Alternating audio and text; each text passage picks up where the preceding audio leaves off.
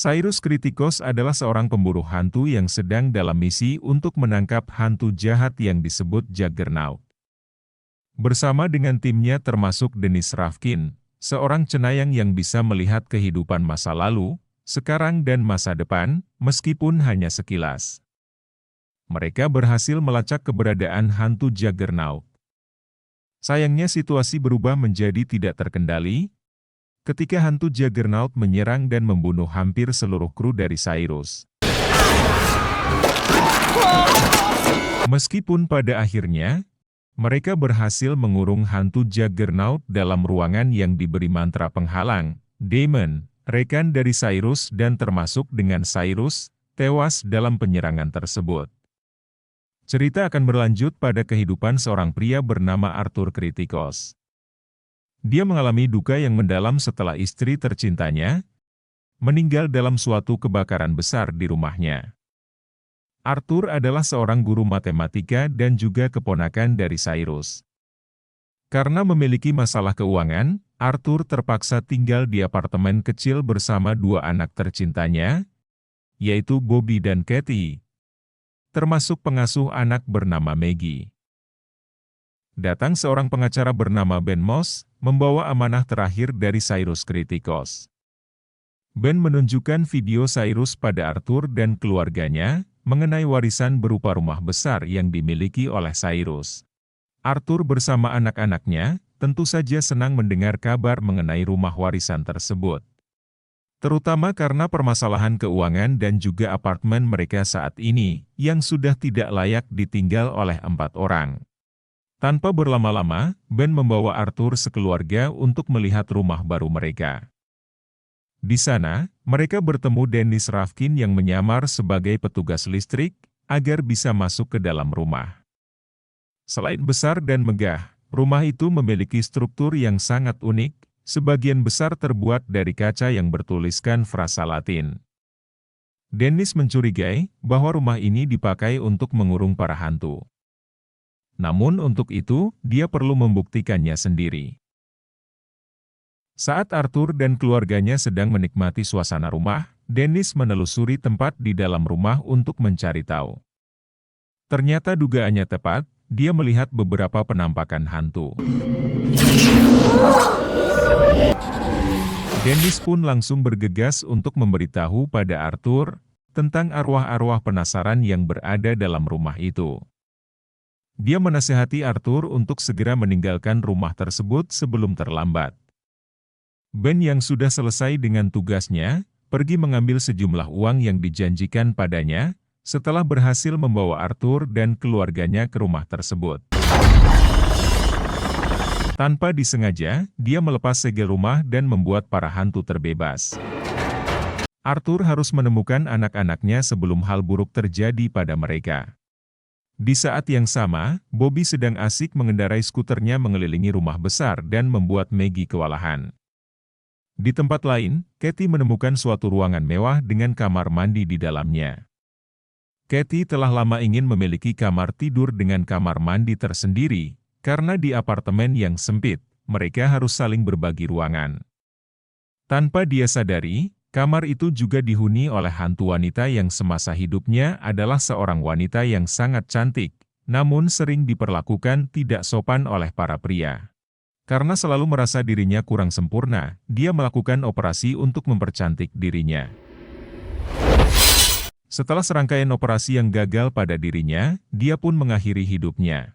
Arthur menjadi panik, meski berhasil menemukan Katie dan Maggie. Namun dia tidak dapat menemukan Bobby dimanapun.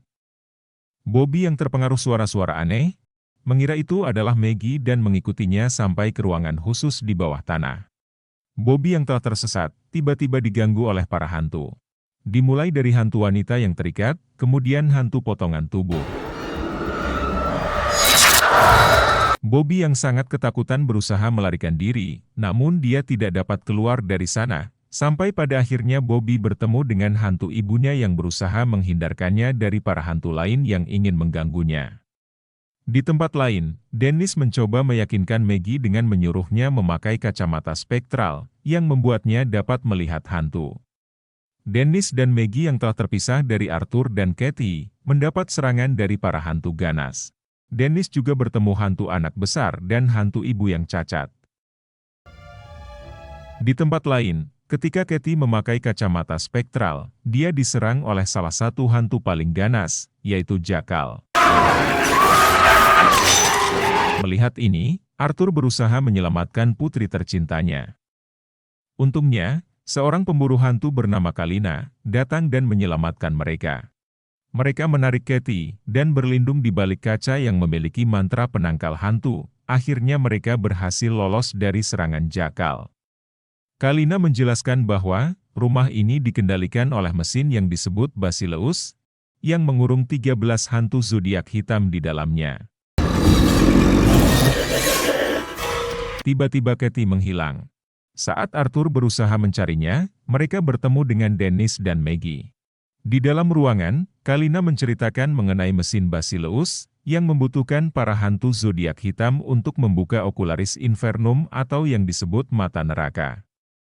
13 hantu zodiak hitam itu terdiri dari hantu putri, hantu putra pertama, hantu potongan tubuh, hantu The Hammer, hantu istri tercinta, hantu pangeran yang terkoyak, hantu sang peziarah, hantu ibu dan anak, hantu Jakal dan hantu Juggernaut. Arthur yang mengkhawatirkan keselamatan anak-anaknya, memutuskan untuk mencari mereka. Dengan berbekal potongan kaca bertuliskan mantra, ditemani oleh Dennis, Arthur pun segera mencari anak-anaknya. Dalam perjalanan, mereka juga melihat pengacara Moss yang telah tewas terbunuh oleh para hantu. Saat menelusuri koridor, Arthur dan Dennis diserang hantu dengan tongkat baseballnya. Namun, berkat kaca bermantra, mereka dapat melindungi diri dan mengalahkannya.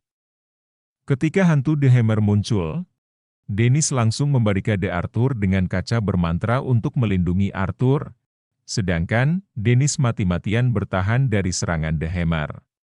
Keadaan semakin bertambah gawat ketika hantu Juggernaut juga muncul di sana. Dennis yang telah mengetahui bahwa ini adalah ajalnya, hanya bisa pasrah. Menerima serangkaian serangan brutal, Dennis akhirnya tewas. Adegan beralih ke Kalina dan Maggie, yang pergi menuju ruangan kendali mesin Basileus dan mencari tahu cara untuk menghentikannya. Saat berada di sana, Cyrus mendatangi mereka. Kalina kemudian memukul Maggie dan membuatnya tak sadarkan diri. Ternyata Kalina adalah komplotan dari Cyrus yang telah merencanakan ini sejak awal. Cyrus merancang mesin Basileus untuk membuka mata neraka, karena siapapun yang berhasil membukanya, akan diberikan kekuatan seperti dewa untuk menguasai umat manusia. Untuk mencapai tujuannya dia harus mengumpulkan hantu zodiak hitam yang terdiri dari 13 hantu. Setelah mesin diaktifkan oleh Cyrus, para hantu akan terpengaruh oleh suara yang keluar dari mesin Basileus. Kemudian, satu persatu dari mereka akan pergi untuk berkumpul di aula utama. Saat bertemu dengan hantu istri tercintanya, Arthur mengatakan bahwa dia sangat mencintainya dan tidak dapat hidup tanpanya. Karena tidak setuju pada Cyrus yang menggunakan anak-anak sebagai tumbal, Kalina pun dibunuh oleh Cyrus. Di aula, Arthur melihat Bobby dan Kathy yang terperangkap di tengah cincin metal yang berputar. Saat memakai kacamata spektral, Arthur juga melihat semua hantu yang berkumpul mengitari tempat tersebut.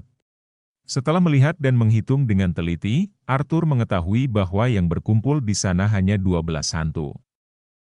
Akhirnya, Arthur menyadari bahwa pamannya Cyrus memalsukan kematiannya untuk menjebaknya dan keluarganya ke dalam rumah ini.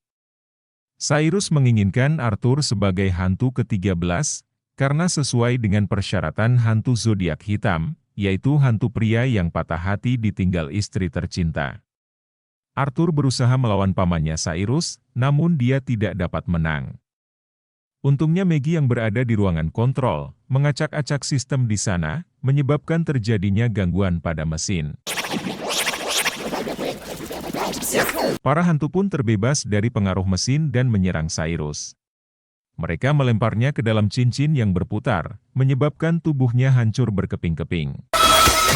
Meskipun berhasil menggagalkan rencana Cyrus untuk menjadikannya hantu ke-13, tugas Arthur belum selesai. Hantu Dennis muncul untuk memberinya kepercayaan diri dan mengatakan bahwa anak-anaknya membutuhkannya. Akhirnya dengan kasih sayang yang tulus sebagai seorang ayah, dia mampu masuk ke dalam cincin metal yang berputar, tanpa terluka sama sekali. Setelah Arthur berhasil, rumah yang terdiri dari mesin Basilus menjadi rusak total dan menyebabkan terjadi ledakan-ledakan yang cukup dahsyat.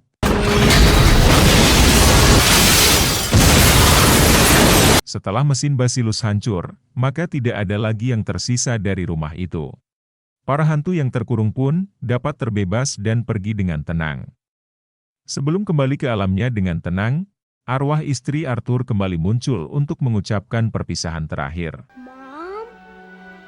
Arwah istri tercinta ingin agar Arthur merelakan kepergiannya dan memulai kehidupan baru yang bahagia bersama anak-anak. Sedangkan, di tempat lain,